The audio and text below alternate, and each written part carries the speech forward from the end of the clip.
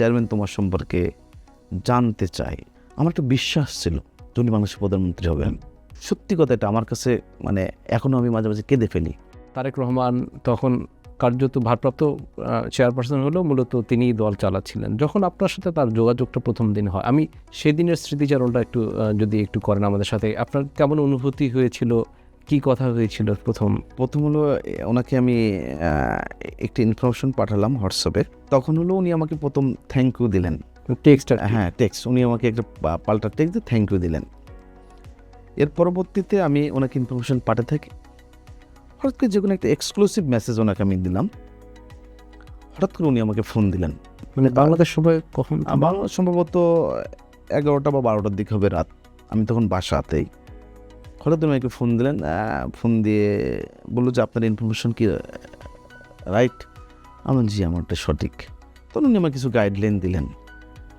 এই যে আমার শুরু হলো ওনার সাথে কথা কমিউনিকেশন। এর আগে আমি যেটা জানি বা উনি ফোন দেওয়ার আগে আমাদের তৎকালীন ছাত্রদলের 3-4 জন বড় ভাই আছে, ওনারা বললো যে চেয়ারম্যান তোমার সম্পর্কে জানতে চাই। আমার কাছে যেটা মেসেজ, যে তারা বললো যেন সে আমাদের দলীয় ছেলে।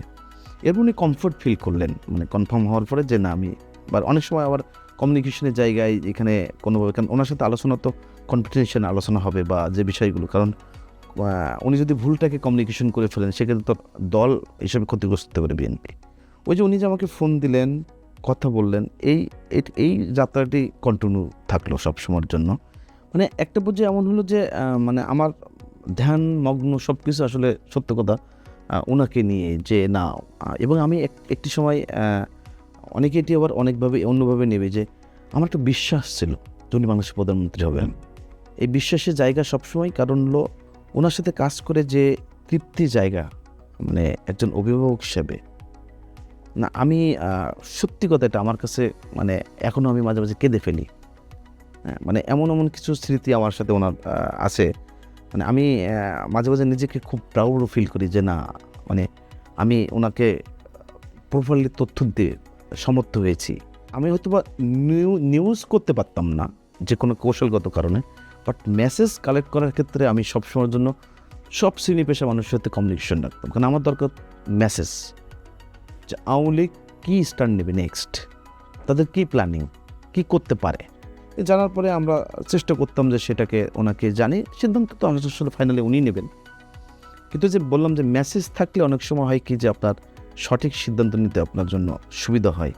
তা সেই জায়গায় আমার একটা স্মৃতি আছে, খুব মধুর একটা স্মৃতি ওনার কাছে। আমি 2018 সালে 30 ডিসেম্বর নির্বাচনের আগে মানে আমি অনেক কাজ করেছি।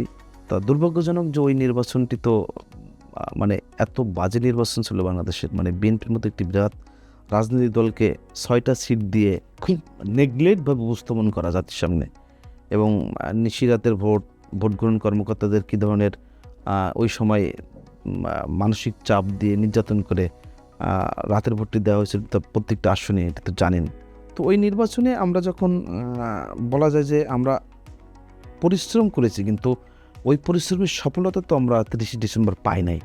স্বাভাবিকভাবে একটু আমি খুব পার্সোনালি খুব হোপলেস হয়ে গেলাম, যে আসলে এত পরিশ্রম করলাম কিন্তু এ ধরনের একটা অনাচার অবিচার। ওই সময় ভারপ্রাপ্ত চেয়ারম্যান মহোদয়ও আমাকে তখন একটু কোশ্চেন করছিল, ইলেকশন তো তুমিও যাওয়ার এক পরামর্শ দিয়েছিল। তা আমি বলছিলাম যে আমাদের তো যেহেতু বিএনপি 14 সালের ইলেকশনে যায় নাই, আপনি জানেন যে আরপি অনুযায়ী পরপর 2বার নির্বাচনের আগে নিবন্ধন একটা জটিলতা ছিল। তো ওই সময় বিএনপির ইলেকশনে যাওয়ার মানে আইনগতভাবে যাওয়াটা দরকার ছিল। তো এই গ্রাউন্ড থেকে আমরাও তো বলেছিলাম যে বিএনপিকে ইলেকশনে যাওয়া উচিত। তো যাওয়ার পক্ষে যেহেতু আমি ছিলাম, সেহেতু আমারও দায়িত্ব এটির ব্যাখ্যা দেওয়া। তো ওই যে যাওয়ার পরামর্শ দেওয়াটা আমি মানে ছোট একটি পার্ট, ক্ষুদ্র একটি পার্ট ছিলাম। তো আমার কেন যেন মনে হয়েছে যে উনি মনে একটু আমার উপর ক্ষুব্ধ বা কোনো রাগান্বিত হতে পারেন। তা আমি তখন এমনিতেই একতরফা নির্বাচন, নানান জটিলতা, যে এতটা মানে হবে এই ইনফরমেশনটা আপনারাও দিতে পারেন না বা এতটা পান না, করতে পারেন না। রাতের ভোট হবে এটা আমরা কিছুটা বুঝছি। ওই সময় কিন্তু দেখবেন একটা মাঠে আওয়াজ ছিল, আওয়াজটি হলো যে জাতীয় পার্টি বিরোধী দল হবে আবার, বিএনপি 3 নম্বর, দেখুন একটা আওয়াজ ছিল। এই মেসেজ উনি জানেন, ওনাকে আমরা সঙ্গে যে মেসেজে জানাই।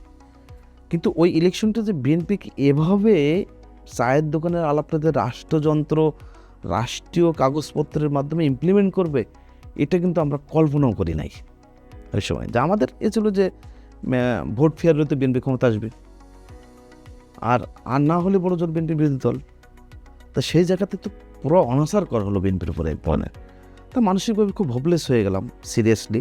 এদিকে পারিপার্শ্বিক অবস্থা, অফিসের আমার ইত্তেফাকের অফিসের অবস্থা, অফিস থেকেও এক ধরনের প্রেশার ক্রিয়েট।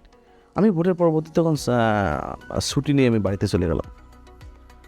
যাওয়ার পর আমি খুবই হতাশ হয়ে গেছি যে আমি নেক্সট কী করব, আসলে নেক্সট গন্তব্যটা কী, যে এভাবে একটার পর একটা কত সময় নিজেকে তো টিকিয়ে রাখাটা খুব কঠিন।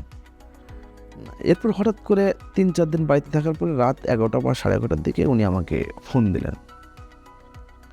ফোন দিয়ে তখন খুবই অভিভাবক সুলভ, যে তুমি কোথায়? তা আমি বললাম যে আমি তো গ্রামে আসছি। তখন আমার এলাকাতে আমফান ঝড় হয়েছিল। তখন উনি বললো যে তোমার এলাকায় আমফান ঝড়ে কি বাসার ক্ষয়ক্ষতি কেমন হলো? তোমার বাবা মাকে সালাম দিও। কাজ করবা, কাজ করলে তো ভুল হতেই পারে, এগুলো ভুলে যাও, কাজ করতে হবে, আরও খুব তীক্ষ্ণভাবে কাজ করা লাগবে। পাস্ট ইজ পাস্ট, আমাদের সামনে আগাতে হবে। এই যে উনি আমাকে প্রায় 10 থেকে 11 মিনিট ওনার সাথে আমার কথা হয়েছিল। উনি ফোনটা রাখার পরে আমার পাশে আমার বাবা ছিল। আমি বাবাকে বললাম, বাবা সকালে আমাকে একটা টিকিট কেটে দাও। বাবাকে বললাম, বাবা তখন সকালে টিকিট কাটলাম, আমি সকালে টিকিট কেটে আবার ঢাকায় ফিরলাম, আবার নব উদ্যমে শুরু করলাম কাজ। মানে এই যে একটা মানুষের দেখেন, উনি তো অনেক ব্যস্ত থাকেন, অনেক মানুষের সাথে ওনার যোগাযোগ। আমার সাথে যে ওনার লাস্ট কমিউনিকেশনের পরে আমি খুব হোপলেস হয়ে গেছিলাম। উনি আবার আমাকে কিন্তু ফোন দিয়ে আবার আশা জাগালেন, আমি আবার নতুন উদ্যমে কাজ শুরু করলাম। ওনার এই যে কিছু মানে আমার কাছে স্মৃতি, মানে এত মধুর স্মৃতি, মানে আমার সারা জীবন মনে হয় যে এটা আমার মনে একটা সম্পদ আমার জন্য, এবং আমার বিগ অ্যাচিভমেন্ট।